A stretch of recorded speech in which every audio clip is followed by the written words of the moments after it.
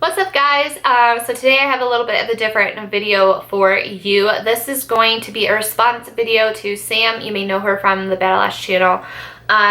She posted a video yesterday called Dear YouTubers, and I'm going to be responding to that. If you are somebody that uses YouTube as a platform to escape, reality of daily stress, daily anxiety, and just the reality of what is happening in our world, then this video may not be for you, and I suggest for you to come back tomorrow or the day after, and I will have my normal content up. I know I don't have the biggest platform out there, but it is still a platform, and I intend on using it. Today, I'm going to touch base on how important it is to use your voice and the platforms that you have, no matter how big or how small it may be, handling police brutality and Black Lives Matter movement. If this is a subject, if I'm going to be covering a subject that is going to make you internally angry, then I really suggest that you click off on this video. One of my hopes for this video is that down in the comment section, people are kind and that people are respectful of others. That is all that I am asking for the comment section down there. And just keep in mind, every single person is entitled to their own opinion, no matter how opposite of your opinion it is. The first thing that I'm going to touch on is the whole Black Lives Matter movement, All Lives Matter movement, and Police Lives Matter movement. I want to try to educate you guys a little bit to sort of eliminate the confusion between those. For those that say that all lives matter, all lives absolutely do matter. Every single person on this earth, their life matters. Their life is valuable. Their life is precious. It is not to say that one group trumps another. That is not what this movement is about. This movement is about the focus being on the African American Black community. The focus is about being on the police community. Right now, those are the two groups out of everyone that is experiencing the most violence and the most suffering. That is why these movements are so big right now. It is not to say that Black Lives Matter and any other life doesn't matter. That is not what it is. It's kind of like an asterisk, like Black Lives Matter too. Focus is on Black lives because that is the biggest community that is suffering. The same can be said with Blue Lives Matter. It is not to say that anyone that is not a police officer, your life doesn't matter. They are facing violence and they're facing suffering as well. To help clear things up, I'm going to go ahead and quote our president when he spoke out over the recent shootings of African Americans. He said, when people say Black Lives Matter, that doesn't mean blue lives don't matter. It just means all lives matter. But right now, the big concern is the fact that data shows Black folks are more vulnerable to these kinds of incidences. And to support his claims that Black people are especially at risk for police brutality, he cited data from a 2015 study on fatal shootings by police, which showed that unarmed Black men are twice as likely to be fatally shot compared to an unarmed white man. Basically, what I want to clear up today is just because you are for Black Lives Matter doesn't mean that you are against the police or that you are against other races. And if you are pro-police, it does not mean that you hate Black people. That is not what this is about. This may sound crazy to some people, but it is possible to be pro-police and pro-Black lives. In fact, that's how it should be. We should be standing united. We should be anti any violence, regardless of what career you're in, regardless of what sex you are, regardless of what race you are. The time has come for us to stand together to put an end to any violence and discrimination against anybody, no matter who they are. Our country is literally falling apart. We are supposed to be evolving as a civilization, and we are not. We have been at a standstill for years and years and years. I feel like ever since the 50s and 60s, people feel like we have progressed. We have progressed slightly. I think that the difference is that this violence, this action, this discrimination has always existed. It has never gone away, and unless if we do something, it's never going to go away. The only difference is that now we have cameras, we have, internet accessible just about anywhere. We are able to get updates as things are happening. People are using live feeds to show what is happening. People are able to give instant updates. It is a lot harder to repress what is going on in this world because so many people are able to instantly put it up there. It's definitely more difficult for the media to keep things hush-hush, and they don't have that big of a selection on what they choose to hide and what they choose to share anymore. That is what the difference is. We are not evolving, and it is something that we need to start moving towards. Basically, everyone out there has a cell phone, has social media, has email, has some sort of platform where your voice can be used for good and your voice can be used to help. It is one thing to let our voices be heard, but it is another to make an actual impact with our voices. I think that it is great when people bring awareness by tweeting out, prayers for the Orlando victims, or prayers for Dallas police, or prayers towards Black Lives Matter. That's fine, but it's not good enough. It is not good enough anymore at this point. We need to do more. It is our duty as Americans to do more. About a month ago when all the shootings happened in Orlando, I spoke out. I was tweeting out links. I was posting on Facebook different links of what people can actually do to help instead of just sitting around and talking about it, what you can do to take action. And that got zero response. It just kind of dumbfounded me how people can just say, oh my gosh, it is such tragedy what happened.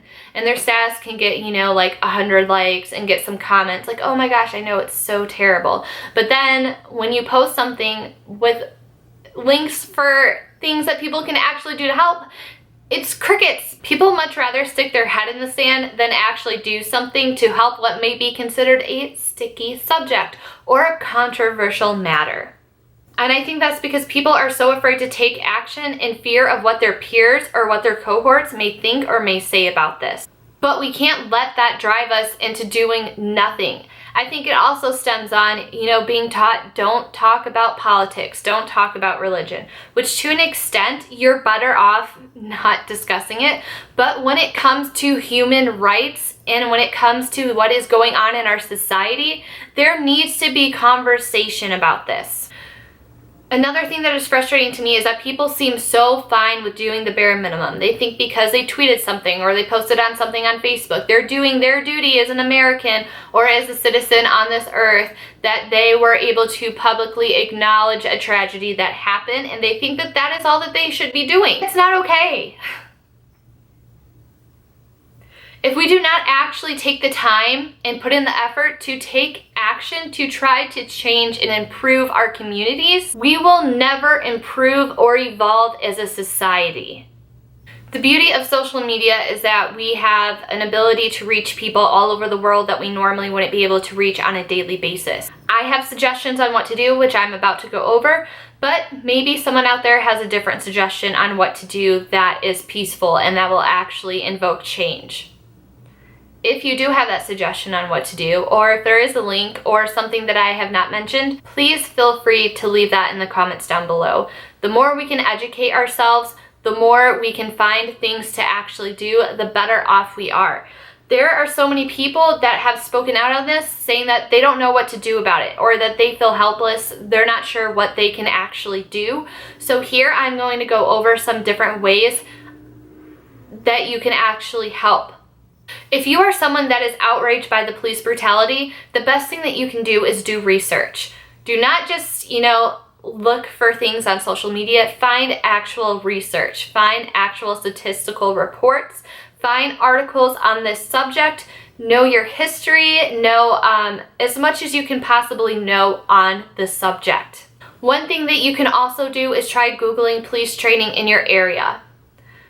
You would think that that is something that is the same everywhere, but I'm sure I'm sure that every division has its own way of doing things, and they change it in the slightest bit of ways. So the best thing that you can do is try to look up police training in your area. If you're having difficulty finding that, one thing that you can do is look on job websites, such as Glassdoor is a place where you can go ahead and type in a position in an area, and you can look up interviews, you can look up training, and it will give you specifics, because it's people that have actually gone through that it can share their experience, and you can get a better idea of what they have to go through or what they did go through to get into the position that they are. I know working in the mental health field, there is a lot that you have to go through. There are intensive background checks. There are hundreds and hundreds of questions that you have to answer about your personal opinions, your viewpoints on things, your history, what you have gone through as a person, how you handle situations. There are polygraph tests. There are behavioral and situational interviews that you have to go through. There are psychological evaluations that you have to go through. I would like to think that those that are fighting to protect us would have to go through similar things to get a job. One thing when I was in school going through to get my addiction counseling certificate, we really had to take a look and reflect on our biases. No matter how big or how small it may be, every single person has some sort of bias. Again, no matter how small it is, there is something that is existing out there, and it's not something that we think about on a daily basis, and we had to write a reflection paper on it. There's different steps that we had to take to get us in the proper mindset to think about this, and then we had to write a paper reflecting on it, how we're going to handle it, if we were able to get past it, and it really gets you thinking if you are in the right profession. I would like to think that that is something that police officers in training would have to do, but if we want to know, the next best thing that you can do is find your local police chief's email and, email him. I will have more of a specific template of what this email could say in the description box down below. So if you're interested in that, I will pretty much have it available for you to basically just copy and paste, and you just need to fill in a few blanks yourself. One of the things that you need to ask is, do the officers have anti-bias training? What does that training involve? Are they able to elaborate on these biases during their training? Are they able to reflect upon it and find solutions to it? Are they able to reduce conflict and bias-inducing situations? Another big thing, especially in the mental health field, is de-escalation training. That will come in handy if you are one-on-one with a client or if you are running a group. Again, I would like to think that that is a really big part of police training. I could be wrong. So that is another thing to ask, is if they are trained on that and how often they have to repeat training. The next thing that you can do in the email is turn it on you. Ask if there's anything that you can do to help with anti-bias interventions and non-lethal interventions. What is something that you can do as being a part of the community? What is something that you can do for the community to help with that? Another side of this is a lot of gun control and gun laws. With all the shootings that have happened, shootings against police officers, shootings of random people, unfortunately in movie theaters, malls, nightclubs, at meet and greets, it's absolutely ridiculous. And if you are someone that is concerned about gun laws or gun control, here are some links that I will have down below to help you. The one is an easy guide to contacting your elected representative about gun control. Another one is to make use of your Twitter account, and it will actually find your representatives, and you can tweet them asking what they are going to do about gun laws and gun regulation. Another link is 30 ways that you can take action right now, what you can do as a citizen to try to get the ball rolling, to get the conversation going, to try to implement change.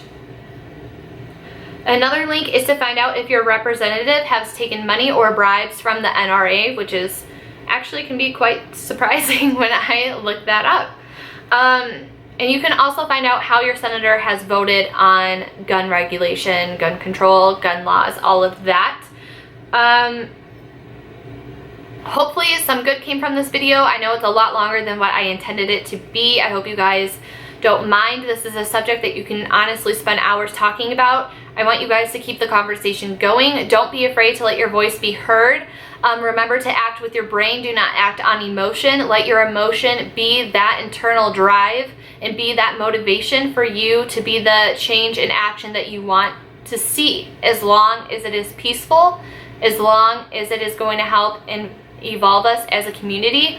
Remember, violence is not the answer. We do not solve violence with violence. We can either stand together as a nation and unite, or we can perish together as one. And the choice, it's really up to you at this point on what you're going to do or not do about this. Let's just hope that we don't have to start, you know, another day, another week with a new hashtag, another shooting, another innocent life gone. We can hope, we can pray, we can take action. So as Sam said in her video, try to stay safe out there, but it really isn't up to you anymore.